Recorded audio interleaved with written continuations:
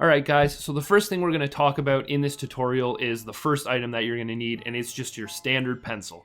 Now, the reason I say you got to use a pencil and not a pen or a crayon or something is because you want to be able to erase your lines later. Now, this is just your basic pencil, just a regular old pencil. You guys have seen them so many times before. This here is actually your art pencil.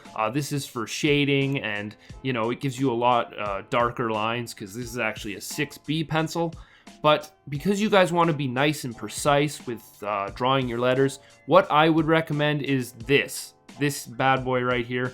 This is what I use. It is just your basic mechanical pencil. And the reason that I like to use a mechanical pencil is because I'm not worried about shading. I don't want thick lines. I want nice, precise lines. I want it to be nice and smooth. I don't want to have to sharpen it. So I just find that this is definitely the best tool for this part of the job. Now I want to show you guys a little demonstration of what I was just talking about. So as you can see, I'm just drawing some lines with my regular 2B pencil, but they don't look that crisp, and the pencil's just not that smooth. It's not really great for drawing fast lines. Now you can see I'm using the 6B pencil, and the lines are a little bit thicker and darker, but that's not what I want to use either. What I want to use is this mechanical pencil, because as you can see, these lines are just nice and smooth and thin. And I can just get the pencil moving across the page really quick, and I find that just helps me create my letters. It really just makes the job a little bit easier. I know it sounds stupid, it's just a pencil, but I'm telling you guys, this is the first part of your drawing. This is going to make your drawing. So you want your lines to be nice and smooth, and for that reason I would not mess around with any of these pencils. This pencil here, the art pencil, it's good if you're going to do some shading, but most likely you're going to be using markers or pencil crayons or something, so I would just stick with this, your regular mechanical pencil. Now the next thing I want to talk to you guys about is paper, and I'm sure it probably sounds like something that's just not important at all, and I'm sure most of you just pick up any paper you find and start drawing on it, but that's definitely not what you want to do. This paper on the left here is actually regular sketchbook paper, and it's good for drawing anything with pencils or pencil crayons where you're doing a lot of shading, but as far as markers go, it is the worst. It will totally absorb your markers and just make them really bleed into the paper, and a lot of your colors will start blurring together, and it won't look good at all. Now this paper on the right, on the other hand, this paper is specifically made for markers and pens. So this is what I like to use because basically none of your marker ink will bleed into the paper. Your original pencil lines will be nice and smooth, and it will just make you guys come up with way better looking pieces because it's just going to keep everything nice and clean looking. Now, I just want to show you guys a quick little comparison of how the paper is different, just so you guys know that I'm not totally talking rubbish here. As you guys can see, while I'm drawing these lines, the ink is just kind of expanding, and the problem with that is your lines are going to start to blend together, and your colors are going to start to blend together, and your piece is just not going to look very nice. It's not going to look nice and crisp, and that's what you want. And a lot of kids who send me their graffiti asking for critiques, that's one of the biggest problems. They're just not using the right materials, so their stuff's looking really sloppy. So I would definitely not use this paper on the left if you're at all thinking about using markers. Now I'm just going to quickly show you guys the difference it makes to draw on actual marker paper. As you guys can see, while I'm drawing these lines, they're not really expanding at all. They're just going down exactly as they should, exactly as I had planned my piece.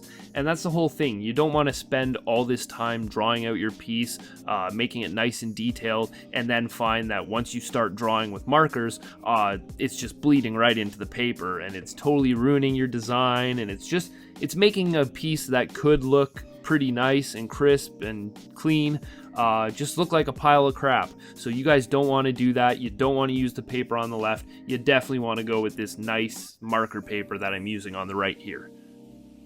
Now I'm just going to speed up the video here while I draw a quick letter K.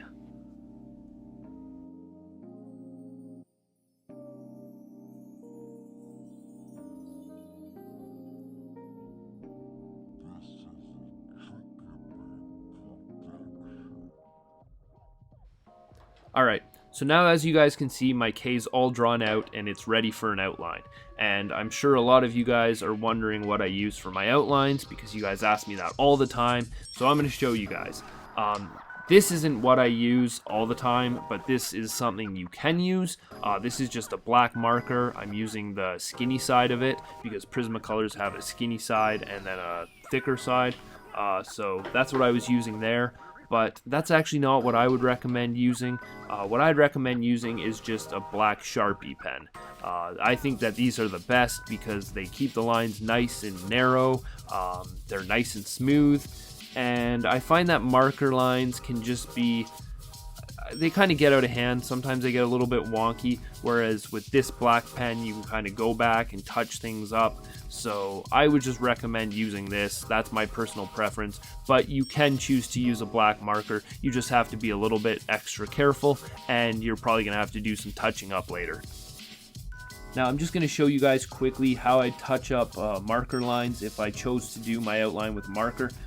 As you can see, I'm just going over some of the areas and making them look nice and sharp and crisp, and it just makes for a much cleaner piece in the end. So yeah, as I said, I would totally recommend just using the Sharpie to draw your outline, but if you do really want to use a marker, you can, but you got to be careful, and you're going to have a little bit of touching up to do once you finish your outline.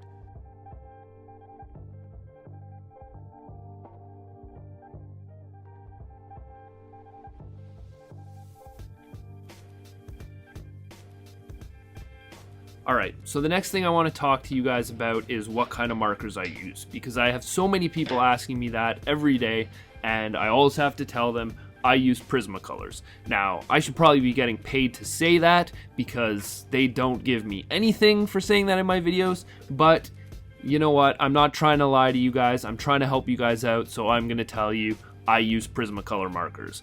Prismacolor, you owe me some money. But anyways, no, the reason that I use Prismacolors is because they're really fairly affordable as far as, you know, pricey art markers go. They are a little bit pricey, I'm not gonna lie, but they definitely, they go on your paper very nice. There's not a lot of streaks, and as I'm gonna show you shortly, they're great for blending. Alright, now I just want to show you guys for comparison, this is just a regular Crayola marker, a really cheap marker, but as you can tell, it's very streaky. It does not look like the green Prismacolor above.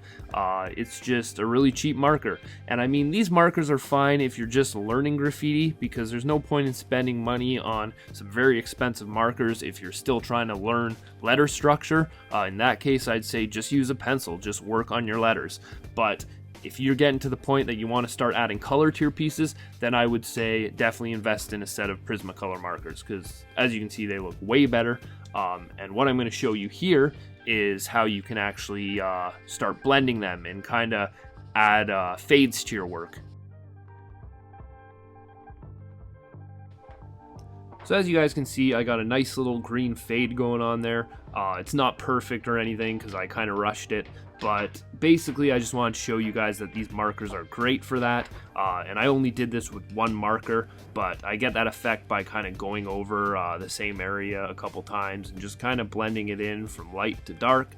But yeah, I'm just gonna finish off filling in this K here, and I'm gonna try and give it that same fade effect.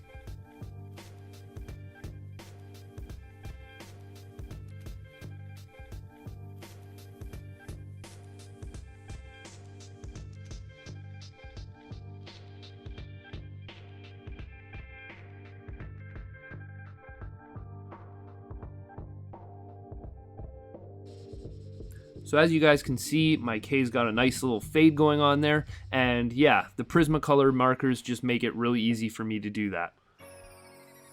Now another thing you guys can do, once you're done your fade, you can go up to the top lighter part and you can start to draw in little designs and what have you, and that just adds a little extra to your graffiti. I think it looks pretty cool, and yeah, that's all I gotta say about that. Now I'm just going to go ahead here and quickly draw in the 3D. I'm just going to speed the video up a bit, but then I'm going to show you guys how we can use these Prismacolors to add a little more to our 3D.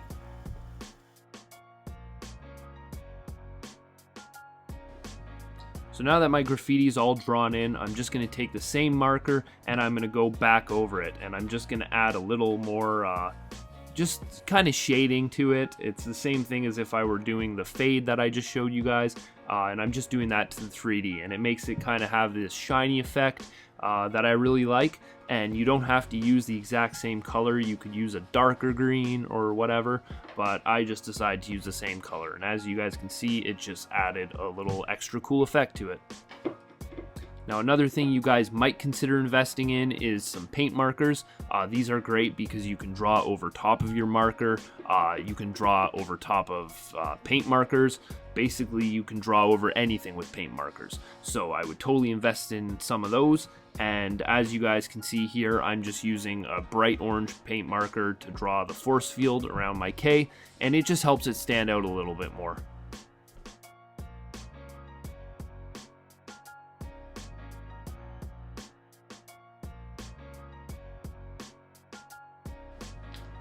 Okay, so the last tool I'm going to talk to you guys about today is your white paint marker.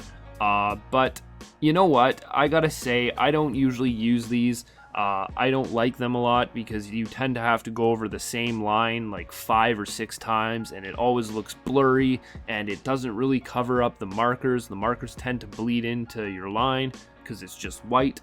What I know a lot of people use is actually whiteout pens. I know it sounds crazy because those are just for getting rid of mistakes, but they actually work very well. So I find a lot of people tend to use those over these. I tried to use this paint marker in this video, and I don't think it turned out well at all. So yeah, point in case, do not use these paint markers. I would totally invest in a whiteout pen, and that will definitely give you some nice highlights in your work. Alright guys, well that's going to do it for this one. I don't have much else to say. I really hope that this helped you guys. If there's anything that I might have missed, just leave a comment in the comment section below, and I'll try to answer as many questions as I can. If you guys want to learn how I actually draw graffiti and come up with my letters, be sure to check my channel as I have a couple tutorials on there. But yeah, that's pretty much all I gotta say, guys. So if you guys like this video, be sure to hit that like, share, and subscribe button. That would mean a lot to me. But yeah, I just hope this helped you guys out. So guys, as always, thanks for watching, thanks for all your support, and peace out.